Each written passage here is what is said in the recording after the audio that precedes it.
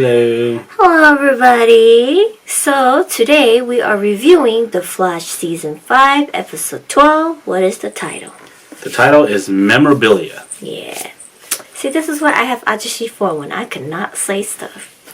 Anyway, so for this episode, we get to see a little bit of Nora West Allen's secret.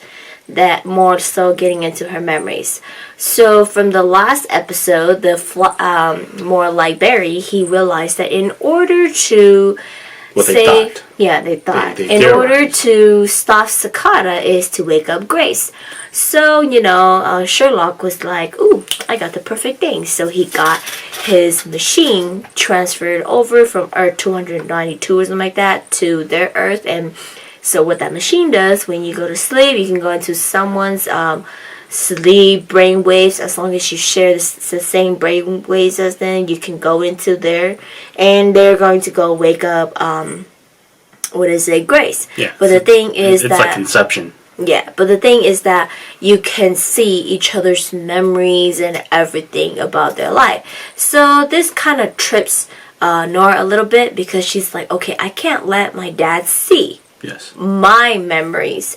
So she decides to go on her own, and she ends up going on her own into Grace's memory.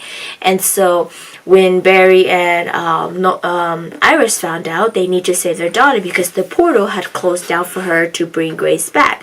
Therefore, they need to go in there and save them, but they end up inside of Nora's memories. Yes. So the memories are not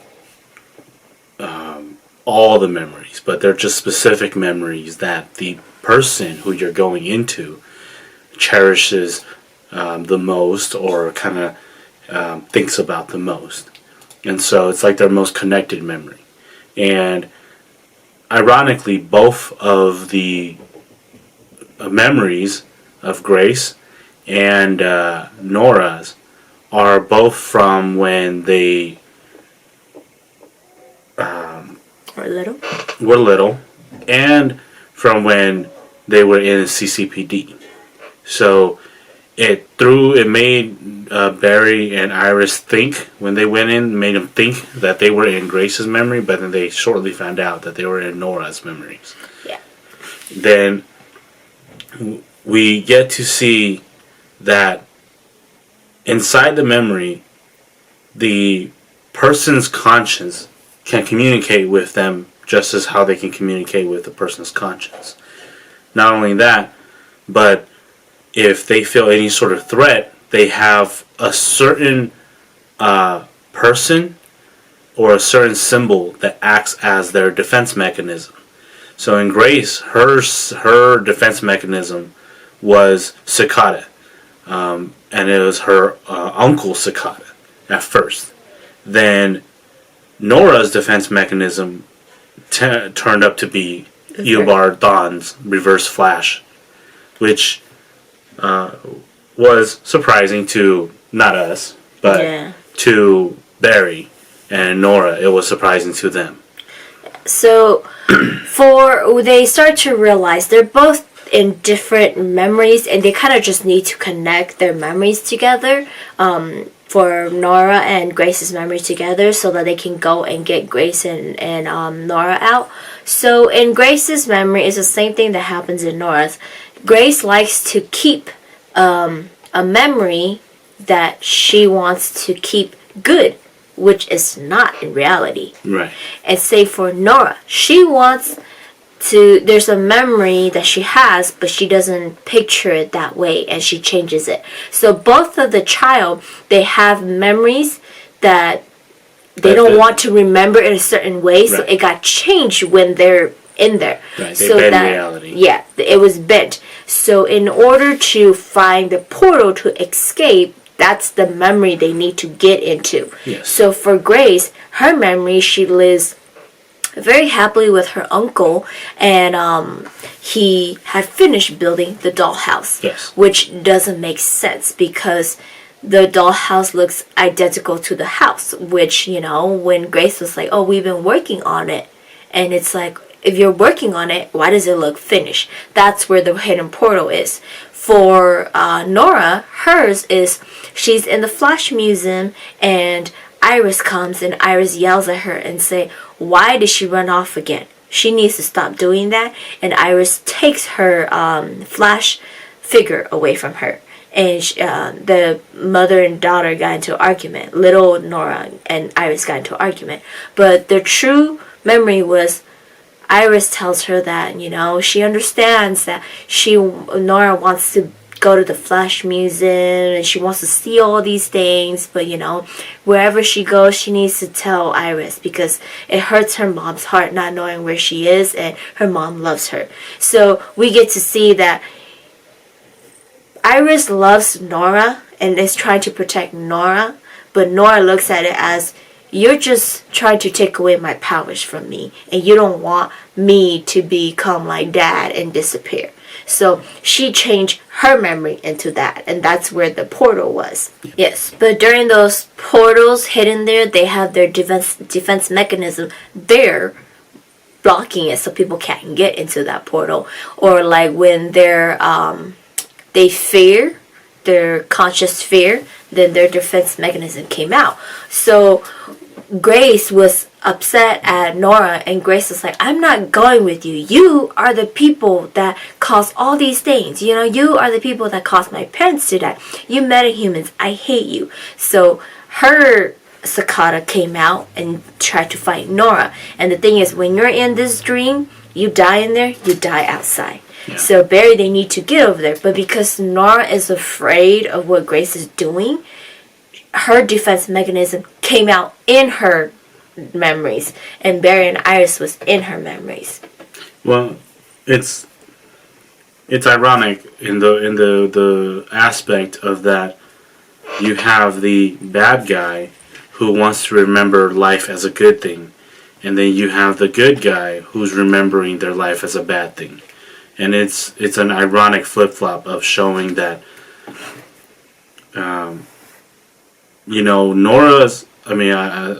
Grace and Cicada's story is only bad because we are looking from the window of the Flash.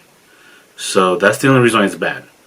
If you were really looking at it from the window of normal people, it is actually a good guy story. This whole idea of stopping metahumans, because metahumans, they do things and they hurt regular people indirectly and directly, and now Grace and her uncle, they've been able to attain a power to be able to stop these metas. So if you look at it from that aspect, it's a good guy story. But because we're on the Flash's side, then it's kind of like a bad guy story. But whereas Nora's, she's a good guy, but you look at how her memories and her actions are being done, it's the bad guy actions and the bad guy memories, because she's working with Eobard, and the thing is, Eobard doesn't care about Barry; he cares about himself, and so he's made her believe that her life was garbage when she was little. In reality, it wasn't, and there's that we got to that climax at the point of the episode where Nora realized that Grace is not the reason why Grace is not coming out of the coma. It has nothing to do with the fact that she can't.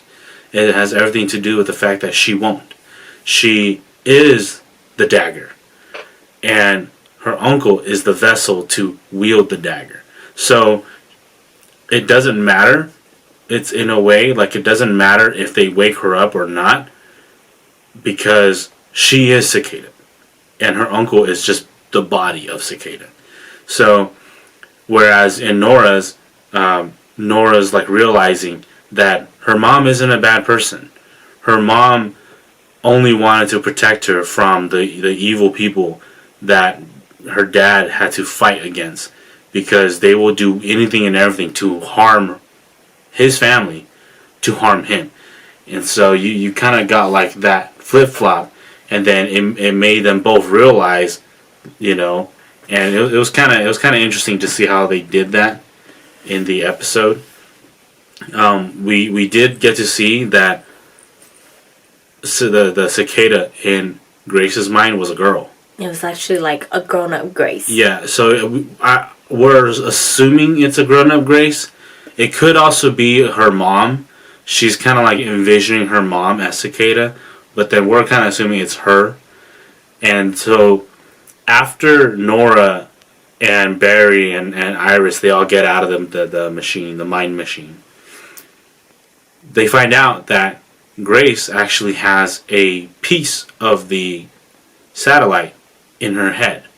And that satellite, she's now controlling that, flying around inside of her head to stop anything from coming in. And so no one can contact her. So they have no choice but to face Cicada really head on. Mm-hmm. And so, with that, at the beginning of the episode and also at the end of the episode, we get to see the beginning was kind of like an intro of it, and then the ending kind of like concluded for us. Nora is speaking to Gideon, sending information to Ybor and Thawne. Yeah, so she's speaking to Gideon, and Gideon is like booklogging it, and then it gets somehow transferred from the current time to the future. We still don't know what Eobard is doing with it. Yeah, because we can only assume it's nothing good. Yeah, because she tells that, like, whatever I'm telling you now, I wish and hope that my father would never find out. Right, so she's starting to feel guilt for doing it, which she should, because she's working with the wrong person. And we kind of get the conclusion of the episode that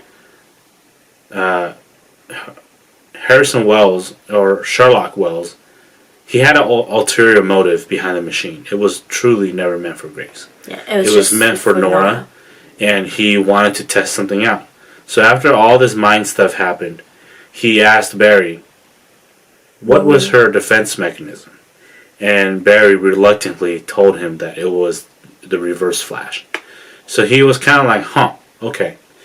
And Iris also, throughout the episode, obviously from our previous episodes, Iris has found out that he's kind of trying to investigate Nora, and Iris kind of like grilled his ass for, leave my daughter alone. Whereas Barry's kind of like, what's going on? So you're starting to kind of get to see that there's a difference in approach from parent to parent, and how they're dealing with the news and dealing with the daughter and dealing with everything. Iris, because she feels like she's wronged Nora so much in the future, she doesn't want to do anything wrong. Whereas Barry's like, I wasn't there, but I know what happens when you mess with time. And so he's being very careful with Nora. At the same time, he's being happy. Yeah. And also, in the episode, we get some Easter egg stuff. And when they visit Nora's memory, we get to see that Barry beats up the Mad Hatter and the Red Death. Yeah, so we got to see more detailed view of the Flash Museum. And there was tons of enemies lined up with their costumes everywhere. And so we saw Zoom, we saw DeVoe, we saw Savitar, the Reverse Flash. We saw the Reverse Flash. Amunet. Yeah, so they even listed Amunet as one of the villains. So she's gonna come back. And she's gonna have a big role. I don't know what season it's gonna be, but she's gonna have a big role in to be considered like a Flash villain. And then there was a guy that was like Dr. Light or something like that. Yeah. I don't know who that is, but because they showed it, those guys have a big role as in some future point. Now, for me, the biggest Easter egg was the notion of the Red Death. As you guys all know, or if you guys don't know, the Red Death is the Flash from a different universe, but it's not Barry Allen. The Red Death is Bruce Wayne, and the whole idea behind the Bruce Wayne Red Death superhero Flash superhero is that he lost his parents, and when he lost his parents, he ended up experimenting through the Flash's powers, that type of way, and he gave himself the Speed Force. So he uses it and he like destroys people. But whatever the case is, what's the police officer guy's name? Officer Jones. No, not Officer Jones, the head guy.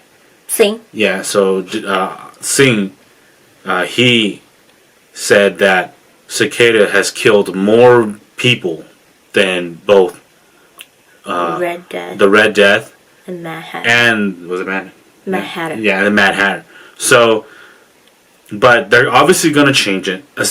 There's going to be something that is going to be different, obviously. But by them talking about the Red Death, we can all just hope and assume that there is going to be a big battle between another Flash, essentially. Yeah. Oh yeah, so the comic. So there was a scene where they're following Nora around and she was looking at the Flash stuff, and so when they left, they kind of like zoomed in on this comic cover that was the Flash. He was tied up on like a table, and Cicada was like this lightning bolt looking at him, and there was like a girl helping him. So I don't know the ins and out of what that meaning is, but we can all assume that what they're hinting is at some point Cicada is going to be working with somebody who's going to capture Barry, and he's going to torture him or attempt to kill him at some point. So at some point Cicada is going to capture Barry. Yeah. So that concludes for episode 12. So for episode 13, we have a title called Gold Faced. So for this one, Barry and Ralph has to go into the illegal black market to consume some weapons in order to beat out Cicada. Yeah, so they're trying to defeat him, but the right way. Obviously not try to kill him. But they decided that with Cisco's plan of creating a meta killing, meta cure, there we go. They're going to put it in a gun and use it on Cicada to completely cure him from his meta powers. You know, and I think they might succeed. And then they have to go after Grace? Right. I think they might succeed. But if they don't, I think what they're going to realize is we need to put it in Grace instead. Mm-hmm. And if they put it in Grace, Cicada is no more. Yeah, the dagger won't work. Yeah. So if the dagger doesn't work, then he doesn't have powers. So I think they're at first they're going to think that, hey, we should just stick it in Cicada. But I think they're going to do it, and then he's just going to all of a sudden get his powers back. And they're going to think back to who's the source. And obviously Nora's going to explain to them that the source is Grace. Yeah. And also, we also get just a little thing we forgot to mention in the episode when they're like making fun of Sherlock. They're like, so do you have what? Oh, yeah. A partner, Watson? My name Watson. Watson, and he's like, no, my partner's name is not Watson. His name is Watson. My partner's name is not Watson. It's Watson. So, here's a partner. But yes, that concludes for The Flash Season 5, Episode 12. And we will see you guys next week for Episode 13. Yep.